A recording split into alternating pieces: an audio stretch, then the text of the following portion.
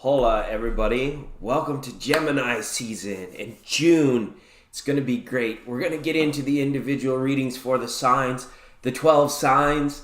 But before we do, I just wanted to start the video with a little bit of intro, okay? General readings, everybody. Sun, moon, rising, Venus, Uranus, whatever. Come on in, enjoy cross-watching. Always welcome here on this program, for sure, all right? And general readings. So, take what applies. You know where the rest goes. You know where to take it. Okay, and that's all right. And then lastly, please use your intuitive self while receiving the readings. Take that deep breath. Put your intention or your focus on that person, that situationship, your community, whatever it might be. And then the message can apply based on the intuition you set, because it's a very non-linear message. And it's for Gemini, June 2019, everybody. Okay, and it's coming up in about a minute, but I wanted to give you an astronomy report and a nice little weather poem from the Almanac Guide for everyone for a month of June, for collective now, okay? The thin crescent moon hangs to the right of Venus on the first of the month, very low in the east during dawn's first light. Mercury is an evening star, not difficult to see in the west during the first half of the month. It closely meets with Mars on the 18th, but both are low in the evening twilight. You have to use binoculars to see them.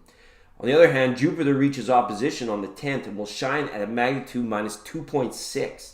And it's the brightest Jupiter is going to be all year, folks. So if you want to go have a looky-see, do it. Because why would we identify with it if we didn't go and have a look at it every once in a while, right? In the constellation, and Jupiter's in the constellation Ophiuchus. It is joined by the full moon on the 16th. Okay, that's coming up as well. Rising at sunset, Jupiter will dominate as the night's brightest star. Far to its right, you will see Antares, the supergiant of Scorpio, and far to the left is Ding Dong Saturn. Not as dazzling, not as lit right now. And it will rise at nightfall, okay? And then summer will begin, yay! Or winter in the southern hemisphere will begin on the 21st of the month. So that is just kind of some astronomy. For those in the West, the United States, Canada, there's a poem for the weather, okay? So don't worry about the weather. We don't want to be under the weather. Be with the weather, okay? It goes like this. It goes like this. Hot stuff, cool enough to dampen the campers. Warmer, but watch out for a storm or two. Rainy and cool, friend, for school's end. Chance of that noisy precipitation for high school graduation. Okay, that's the weather poem from the Almanac Guide. I love this book. It's great. And then just one last one, a poem line for June. Goes like this. On the grass, the fallen apple blossoms, heap a pillow rosy-hued and rare. And that was a line of a poem written by Elizabeth Ann Chase Akers Allen. And I don't know when, but it's here for you now. And now it's time for each sign and your monthly tarot cards. Thanks for being here, everyone. I hope you enjoy the video and have an awesome month. Hello, Capricorn friends. Hi, Capricorn. Sun, moon, rising, Venus. How are you? I hope you're doing well. Welcome to your June Gemini season reading. Might be a little bit after the sun transit into Gemini. Sorry, some of the signs are running behind, but I'm happy to be here with you in this time, Capricorn. Your cards are well shuffled, so we're going to go ahead and cut them. Okay, just do the last cut and see how you are. Right? How have you been, Capricorn? That's a question. How have you been?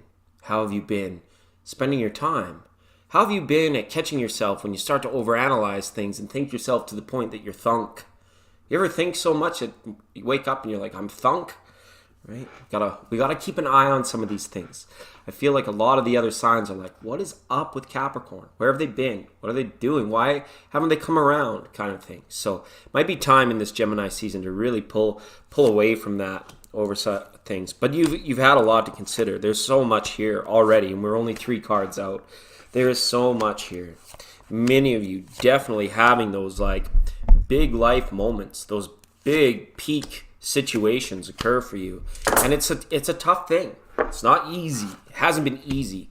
And I would never say that it like to any of the other signs like, oh, silly Capricorn. It's more like, wow, give your Capricorn friends a hug because they're dealing with a lot. All right. See what's showing up here. in the overall energy for you, Capricorn, is this hangman cord, the hangman cord, all right? So this is not really like downtown earthbound and normal stuff for the goat, for the greatest of all time Capricorn. This is like, my goodness, I would kick this bad world's ass if I could just get up off my feet here for a minute. Or if I could just get like out of this situation, unstuck for this, figure out this problem. For many of you it is. It's like larger problems that I feel that you're trying to solve. You're trying to pour your analytical mind in it to get the problem solved. And it's almost like Source, the energy around you is saying, hey, it might not be time for such overthinking, right? This is more so to be in the trust, in the knowingness that things are going to be all right. Everything will be okay. To have your reading crossed, what's blocking you is the Six of Cups. It's almost counterintuitive. It's like this should be a vibe or a feeling that we can flow with.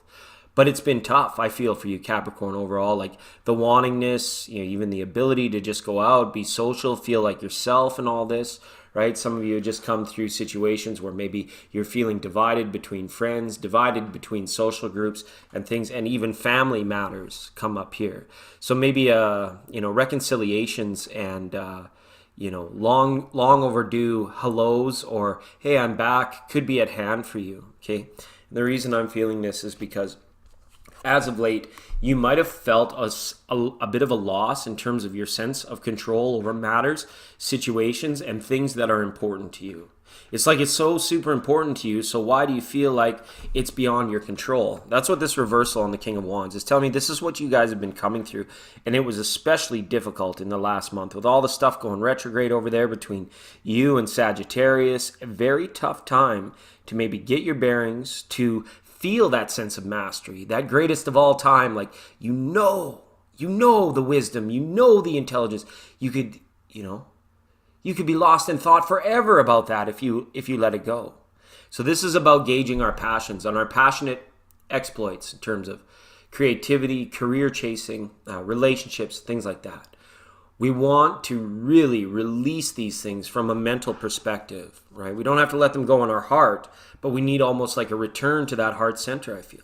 But I know it hasn't been easy because what's crowning your reading, Capricorn, for this month continues to be the Tower. And that's tough, right? This is asking you at this time, Capricorn, to make sure that you're caught up in all the little ticky-tacky things, that end up rearing their heads. Finish that stuff all up, get it done, get it dealt with. And then it is almost time, like you go out of the frying pan of that and into the fire of like, okay, it's time for more shadow work. It's time really to clear away the things that, and it frightens the subconscious to the point of like unintended behavior with the Tower. So for many of you, this is a relationship, this is a career enterprise, something that's been built up. And for some of my Capricorns, it's almost about like selling off that company, tearing it down and starting from the ground up. And it's commanding and demanding all of this time for you. Right? So I want to give you a big hug because you've got the Lady in the Garden, the Nine of Pentacles for your near future card. So what you'd be moving into, it's like, people might be like, really, Capricorn, like, why have you been so distant? Why have you felt like avoiding the situation for so long? Don't worry, Capricorn, you're going to be fine. You need this time. And if it's just an explanation to your friends via phone call or a message or something to be like, look, I'm absolutely fine. Don't worry about it. It's just this time of the year, this time of the season, or this time in my life where I really need to take a further time out to evaluate what the material world is presenting with me at this time, how I'm dealing with it, and what I want to make out of it. And that's very fine, Capricorn. It's good. As long as you're solitude, how have you been? How have you been spending your time? If you are in solitude, Capricorn, it's very important that we're making the most of this time, that we're dedicating the time we have in the present moment to initiate, even on the subtle levels or major levels, the change that is meant to come, right? The ending of a cycle, this tearing down, right? Building down. Maybe some of you are just like really wanting to start fresh, a new city, a new apartment, sell my house, move to Kathmandu, whatever it might be, because you're headstrong about this journey at this time. And it's not a bad thing. It's not a bad thing. It's just tough, I feel, for other signs to be able to relate to you, especially now in how attractive you are, especially to Aries, Leo, and Sagittarius. Okay, super attractive. They see that, Capricorn. They see them like the endurance, the strength, the the prevailing benevolence that comes from your energy centers, your spirits, like when you light up a place. But it's like you come in, you light up the place, and then it's tough because you're like, everybody's like on Capricorn. But you're like, I ain't got time for this right now. I love you, but I can't deal with this right now, right? That sort of thing. This Knight of Wands is definitely prepared to seek out all avenues of assurance and certainty when it comes to the path ahead, right? It's a little quick moving. You could have easily, Capricorn, in the last few months, gotten your head in too deep. You might have bit off more than you could chew.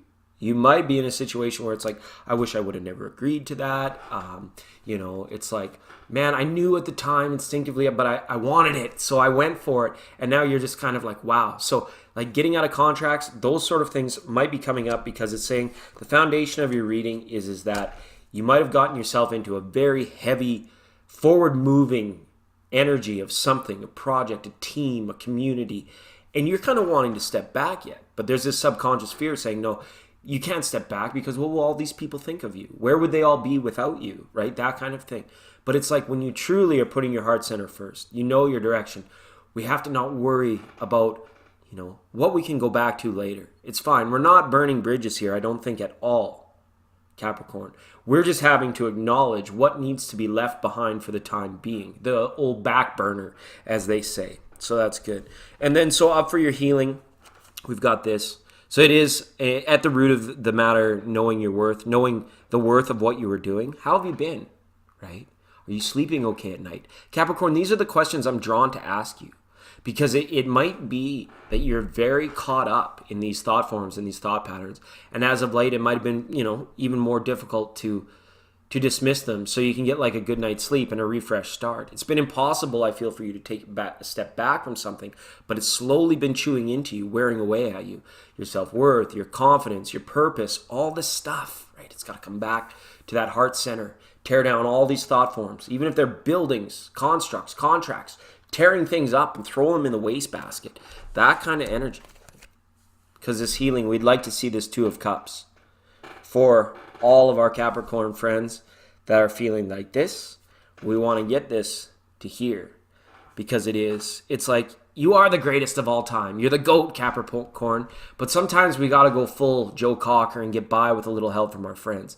And it's not selfish to want to hang out just so that you can feel the relief of your social friendships, listen to grandpa's stories, go and visit your cousin Geraldine over there and the place you typically don't go, right? That kind of stuff.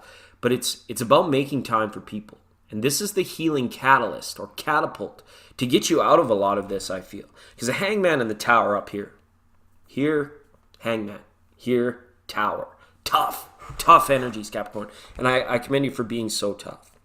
All right, so now, up in the healing sector, it's like, wow, you might even find yourself moving a little quicker or having to be like really hot on the pace of this. It's something is showing me that you moving forward directly, going fast into it, is actually relieving you from what's been going on.